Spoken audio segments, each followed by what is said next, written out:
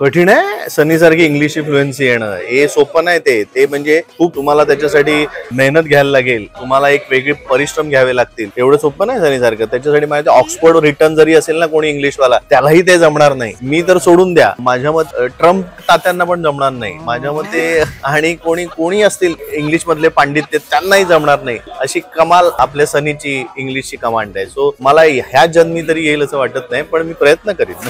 तसंच आहे, काही वेगळं नाही.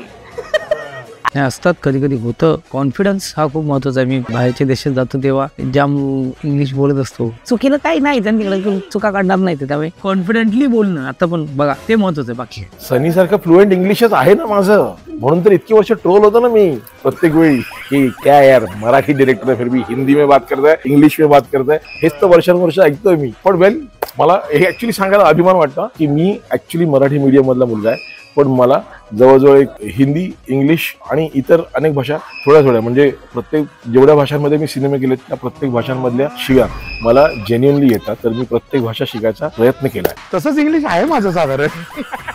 आहे सनीच्या जवळपास आहे मी साधारणतः, वेगळं काही नाही. त्याला जितकं येतं त्याच्यापेक्षा एक 5% जास्त येत असेल. प्रेक्षकांना विनम्र अभिवादन करून सादर करीत आहोत आमचा नवीन सिनेमा ये रे पैसा